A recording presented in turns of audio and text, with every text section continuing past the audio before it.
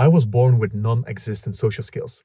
And in this video, I'll share with you how I went from anxiously avoiding any social situation to being able to approach strangers on the street, to ask a beautiful girl out on a date, or to move to a different country and completely recreate my social circle. And one thing that I want to touch upon as well is the biggest lie that people tell themselves when it comes to being an introvert, because this might be the thing that's holding you back from creating a lot of progress in your social life.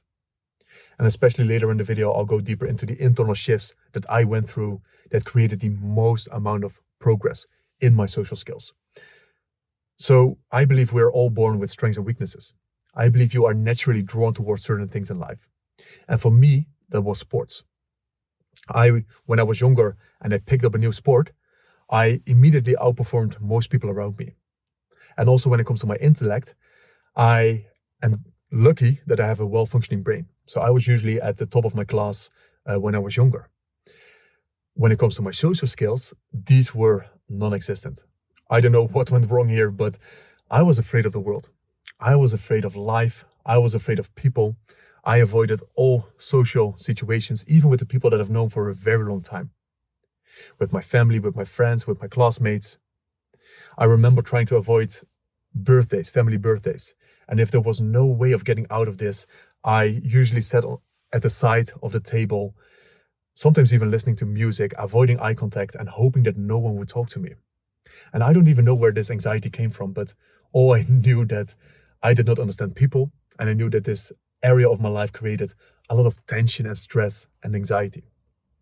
So in my mid-teens somewhere, I remember that this area of my life was so hard and so difficult that I just wanted to change it, no matter what. And this is usually how most change starts, where you are sick and tired of your current reality and you are committed to creating a change no matter what. And in my case, I didn't even know how to create a change. All I knew was I'm willing to do whatever is required to create a change because I do not want to live like this anymore. So the way I started was really with learning the basics of the basics. And this is why I often mention that I learned my social skills in an autistic way, because it did not make sense to me. It was not logical how to talk to people. Why are people acting in a certain way? Why are people talking about certain topics? Why are people laughing about these things? It didn't make sense to me. Why did people even have fun talking to each other? Because it did not seem fun to me. It was draining my energy completely. And that's where I started with reading about nonverbal communication. So I picked up a book and I read that when you talk to people, you have to look them in the eyes. And I know this sounds so obvious, but this is where I had to start, because even this part, I did not understand why. So this is what I started to practice. When I started to talk to people, I looked them in the eyes. And I remember having this conversation with a girl at school, and she was sharing a story. I don't remember what it was, but I was looking into her eyes. I was killing it. And there was a moment where she was done talking, so she stopped. And she was looking at me, waiting for a response. And I was holding eye contact, but in that moment, it hit me that, shit, I have to respond as well. And my stress levels just went through the roof. I completely forgot what she mentioned, and it created this awkward situation. And I've created way too many awkward situations like this when I was practicing these skills because I just did not know how. Then I read something about when holding eye contact and you're listening, you need to hold eye contact for 80% of the time, 20% you look away. But when you're talking, you hold eye contact for around 60% of the time and 40% you look away. And don't take these numbers as the universal truth, but this is something that I read in a book. So this is what I started to apply. When I was listening to someone, I remember thinking, shit, maybe I'm holding eye contact for way too long. Let me look away for a second and look back at the person. And I just started to add basics on top of basics. So when you listen to someone, you nod. When they share something exciting, you laugh. When you make a joke, you laugh. And it's these kind of basics that I really had to learn in the first place to even get the ball rolling. And of course, I was running into so many problems. And this is the thing about practicing skills. I believe also that most people miss. Most people, they study for too long. They acquire too much information and they don't apply it. You need to get in motion and apply everything that you're learning as fast as possible, because you need to experience what is working and what is not working, because you will run into certain problems that are unique to you. And especially when it comes to your social skills, people are avoiding practicing these skills because it's scary. So they hide behind reading books and studying and watching videos about it, because they are afraid of judgments, they are afraid of rejections, they are afraid of awkward situations. But it doesn't matter how good you get at this social aspect. There will always be awkwardness. There will always be rejection. There will always be judgment. This is something you have to embrace in the process of developing these skills. The only thing that will improve over time is your ability to navigate these situations. So one of the problems that I ran into was, like I shared in the example, how do you respond to people? So I started to, instead of reading about non-verbal communication, I started to read about verbal communication. What are the things you tell people and say to people? And this is when I started to read about questions. And this blew my mind, the different types of questions that you could ask in a conversation. So on top of the basics, I started to ask questions. And people loved it. I had so many people tell me that they love being in conversation with me. And all I did was not laugh and ask a question. So I could see how already these basics had such a big impact. But eventually, the problem that I ran into was I couldn't solve the issues that I was experiencing with these external things by reading a book, by learning these strategies. Because one of the problems that I was experiencing was everything was way too robotic. It was almost like a script that I was applying. And also another problem, the biggest problem that a lot of people experience is talking to other people was draining my energy completely. Every time I talked to someone, I was exhausted. So this is where I knew I had to switch to developing internal skills as well. And I've developed a lot of internal skills through coaching, through therapy, to create more self-awareness of what is actually going on underneath the surface. Now, to start with the topic of talking to other people, it drained my energy. Maybe you've experienced this before, where you've gone to a party and all this social stuff was exhausting you. And the moment you went into the bathroom, it feels like you could finally breathe. You could finally let go. And the thing that I learned, because I usually thought I'm an introvert, like all this talking to people, it drains my energy. This was the label I was putting onto myself and that I believed. And the dangerous thing about these labels, especially when you believe them, is you start automatically acting in alignment with them, even though they are a complete lie. So out of all my personality tests came, you're an introvert. All these experiences that I was having showed me you're an introvert. So I thought, yeah, I'm an introvert. I don't like talking to people. But what I didn't realize is the reason why this drained my energy was because I was putting up a performance.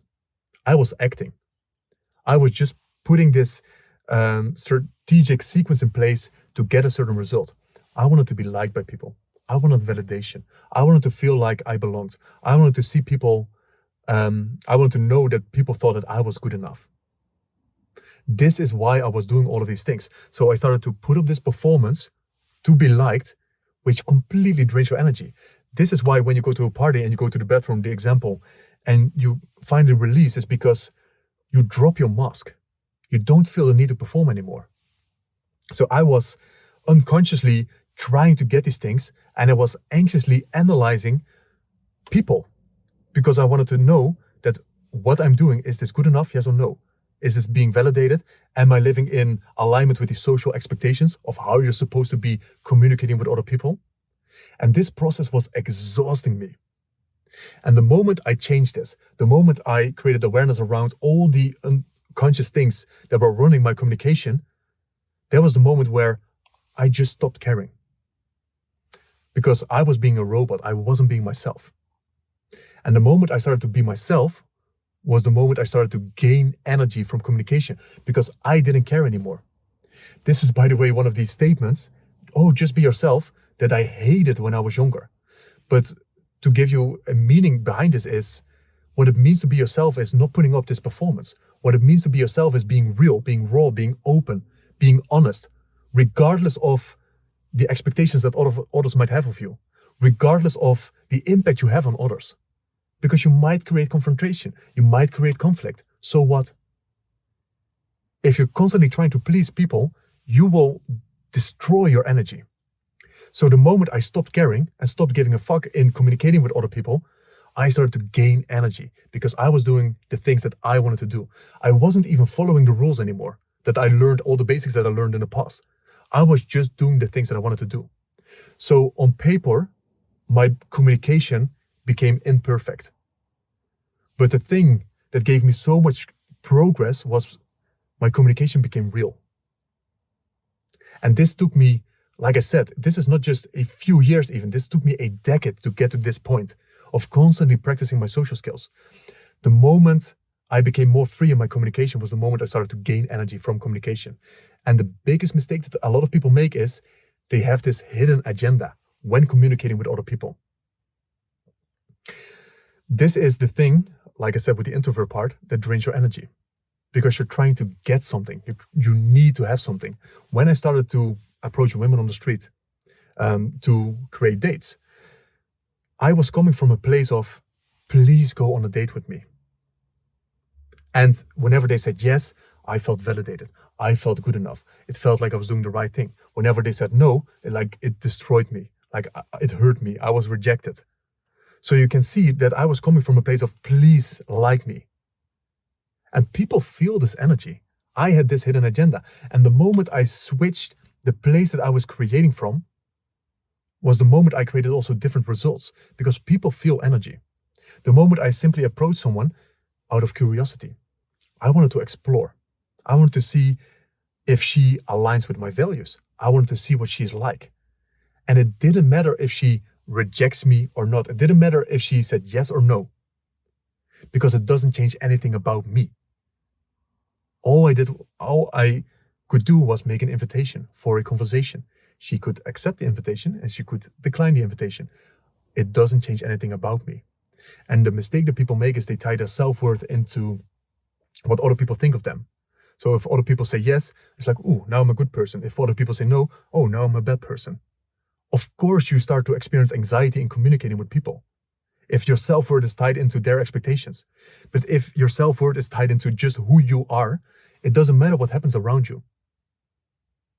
So this is one thing you have to really figure out, as in, what are actually the hidden agendas that I'm unconsciously after? Because like I said, people feel energy. If I give someone a compliment because I want to be liked by them, I want their validation, I want to manipulate them, they will feel this compared to me giving a compliment because I just like something about them. I honestly like something. The same compliment, but a different energy. I can ask someone a question because this is what I'm supposed to be doing. I read this in a communication book that you have to ask open-ended questions. So let me ask an open-ended question in a very robotic way.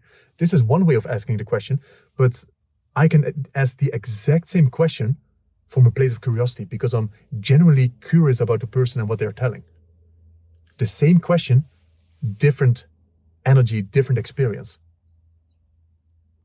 And this is where a deeper lesson that I learned when it comes to communication is, it doesn't matter what you say or what you do.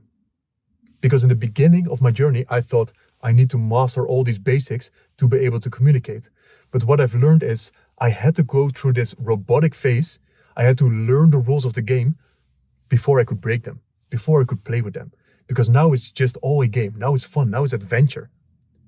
Because my communication now is way more imperfect than it was before. But like I said, my communication became real. And people want realness. It doesn't matter what you do. It doesn't matter what you say. What matters is the place that you're saying it from. And that's where you have to become aware of all the hidden agendas and hidden goals that you have, because you're constantly seeking for something. You're constantly seeking for validation. You're constantly seeking for being good enough. And once you bring the power back to you and that level of agency back to you, then it doesn't matter anymore what happens around you. So the thing that really gave me a breakthrough in developing my social skills is changing the place and mastering the place I'm communicating from. Am I genuinely curious about the person? Am I genuinely excited about it? Because if I start communicating from that place, people around me have a different experience. And the thing about realness is people often have no idea what they're looking for in connection with other people. But I believe deep down inside, we all are seeking these deep, genuine connections. We're all seeking for that moment where we can let go of this mask in communication with other people. And if you are the one that is being real, I'm, like I said, not perfect on paper, but if you're being real in communication with other people, you give others the permission to be real as well, to drop the mask. Because this is what we're, I believe, all seeking for when it comes to communicating with other people. So if you want to develop your social skills, you need to develop a deep connection with oneself as well. Because you can only create a deep connection with someone else as deep as you've gone with yourself. This is why I believe if you want to get good at people skills, of course, learn all the strategic, practical elements, all the basics, but you have to go inward. You have to create more self-awareness and self-mastery to be able to create this deep connection with someone else as well. And that's where I go through a lot of therapy, a lot of coaching, a lot of introspection, a lot of journaling to see what is actually going on underneath the surface. Because once you create freedom from in that place, communication becomes fun. And I know this is just a very short video about, let's say, my journey from going through this whole, let's say, more autistic, robotic way to creating more fun, more internal mastery in the whole process. And this has been a decade, more than a decade of practicing. I'm not saying that I completely master the skill, but I do believe that I'm very free when it comes to communicating with other people. And of course, there are so much more stories and nuances to this, but this is in general the story and the phases that I've gone through. And especially the part about being an introvert. Be careful with the labels you believe about yourself. Because let's say the core of why you believe these things in the first place, they might not be true. Like I said, with my introvertedness, I thought I was introverted because communicating with other people drained my energy. But realizing that I was putting up a performance and that drained my energy, that was actually the thing that I had to dissolve and work with to be able to gain energy from communicating with people. And once I started to gain energy from communicating with people, I realized that I was just living a lie most of my life. So I hope you got some kind of value out of, let's say, any phases that I share with you. And just know that everyone is on their own unique journey, especially when it comes to social skills. I had to start with the basics of eye contact, and maybe you are starting at a completely different level.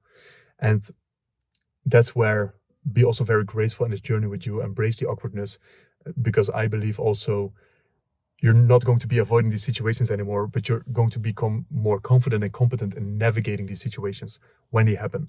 And I believe this is real mastery. It's not that these situations don't happen anymore, but you're able to navigate them very confidently.